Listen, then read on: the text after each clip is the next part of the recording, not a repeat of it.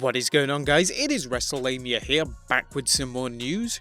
2019 may be ticking down to a finish, but there's still lots of news to cover. Join us now as Wrestlelamia looks at the wildest news stories and rumors you need to know, including CM Punk's decreasing effect on WWE backstage, a former WWE personality appears for AEW, Lana blasts CM Punk for being misogynistic, crazy betting predictions, an NXT wrestler proposes after the show, TLC plans changed due to suspension, John Morrison thinks Seth Rollins is the Build-A-Bear of professional wrestling, and much more.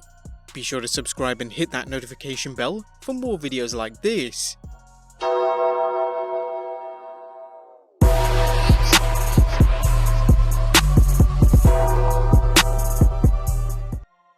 But let's waste no further time and get straight into the first story. Is Punk wearing out his welcome?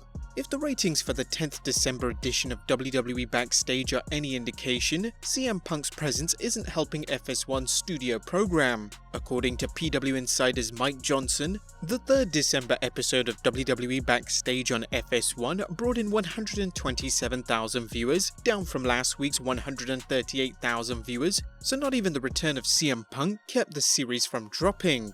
Is Punk wearing out his welcome, or was this a one-time drop?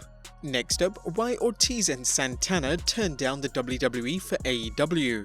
Ortiz and Santana's work as the Latin American Exchange in Impact was one of the promotion's highlights, so when the team became free agents, fans wondered whether they might jump to the WWE, AEW or somewhere else.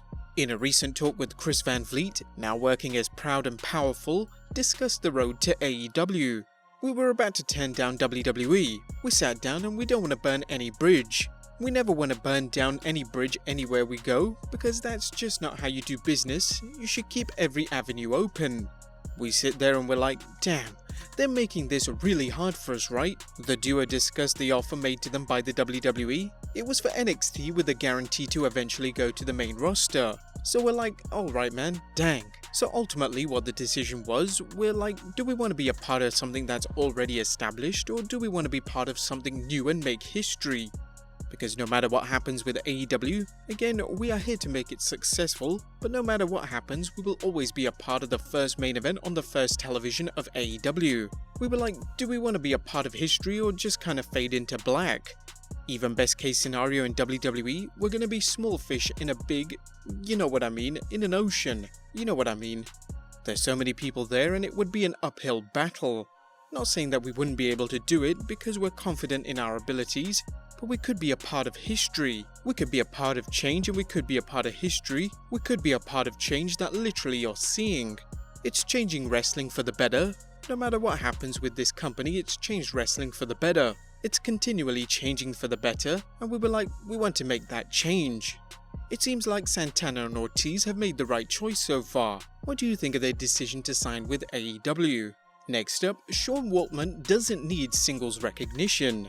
Sean Waltman recently discussed his induction into the WWE Hall of Fame as part of the New World Order, and how he's happy going in as the member of a group rather than as an individual. This is the second time Waltman is going into the WWE Hall of Fame, the first of course being his induction as a member of D-Generation X.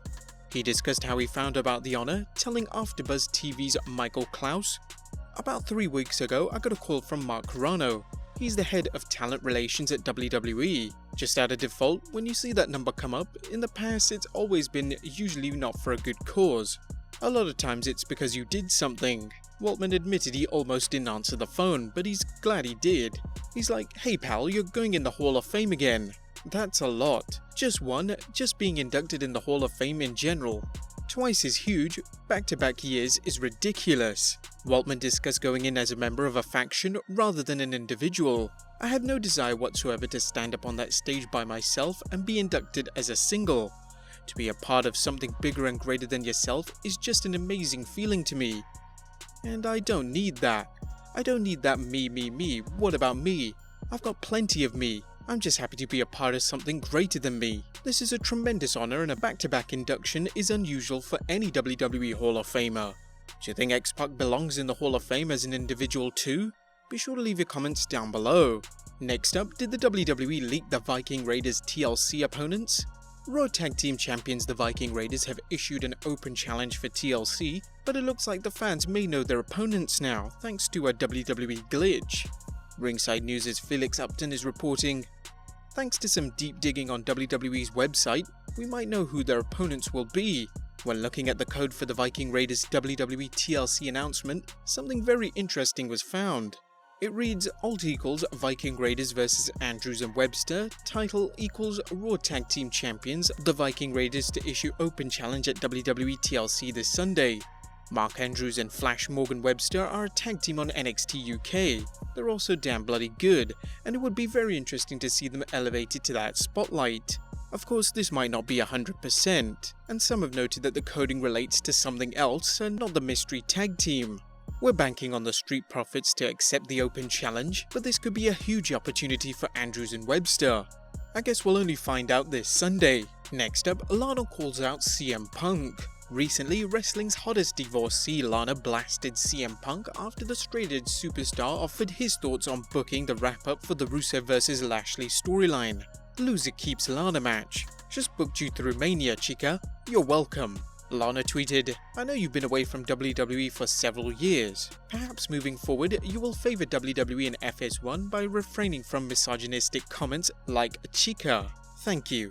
Fans aren't sure whether this was just a way to generate interest in WWE backstage, further the heat on Lana, or a legitimate complaint from her.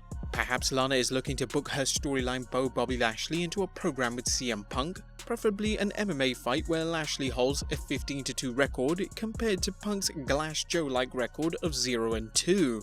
Next up, John Morrison challenges Seth Rollins. The WWE seems to enjoy using social media and shows such as WWE Backstage to create controversy and lay the groundwork for possible matches. Recently returned WWE superstar John Morrison appeared on the WWE show The Bump and spoke with Kayla Braxton about some comments Seth Rollins made concerning him a few years back. Morrison told her, "So this was a podcast? It's easy to be that social media tough guy. He's clearly an accomplishment-oriented guy, right? He's citing all his past accomplishments. I feel like this is a guy who's been drinking a lot of his own Kool-Aid, if you know what I mean.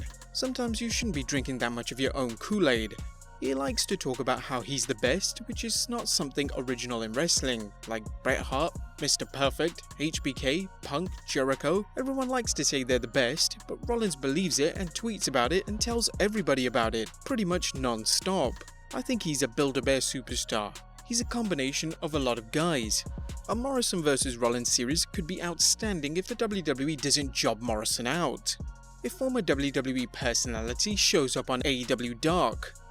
Former SmackDown General Manager Vicky Guerrero provided guest commentary for a recent episode of AEW Dark, adding her name to the list of former WWE personnel such as Taz, and also appeared before the 11th December Dynamite aired. While Guerrero is not believed to have signed with AEW, she could definitely add something to the show as a manager or authority figure. Although we hope AEW avoids authority figure angles almost as much as we hope they avoid Vince Russo. Next up, crazy betting predictions. We're surprised that even though wrestling is a predetermined sport, you can still bet on outcomes of matches and other outcomes. If you worked for WWE, we're sure you could make a killing on some of these, but right now there are some crazy odds for both the Women's Royal Rumble and the main event of WrestleMania 36. Right now, The Rock vs Roman Reigns and Ronda Rousey winning the Women's Royal Rumble are the odds-on favourites to happen. How Rousey could return at the Rumble, but the odds on The Rock returning to wrestle at Mania is surely unlikely. Do you think that could happen? Next up, an NXT wrestler proposes after the show. It was a huge night for Angel Garza, as not only did he manage to win the NXT Cruiserweight Championship from Lio Rush, but after the show, Garza returned to the ring with his girlfriend and proposed, and thank goodness she accepted. Next up, TLC plans changed due to suspension. No, unfortunately WWE didn't suddenly have plans for the Clones to make a return to television, but they did have plans for Robert Roode. Both Roode and Eddie Colon were officially suspended for 30 days for violating the WWE's wellness policy earlier in the week. According to wrestling's favourite curmudgeon Dave Meltzer, he explained on the latest edition of the Wrestling Observer Radio that plans were in place for Roode to wrestle at TLC this Sunday, but were nixed at the last minute due to his suspension. He mentioned, Wednesday of last week, so a week ago, when I got the card for the TLC pay-per-view. The card was New Day against Bobby Roode and Dolph Ziggler.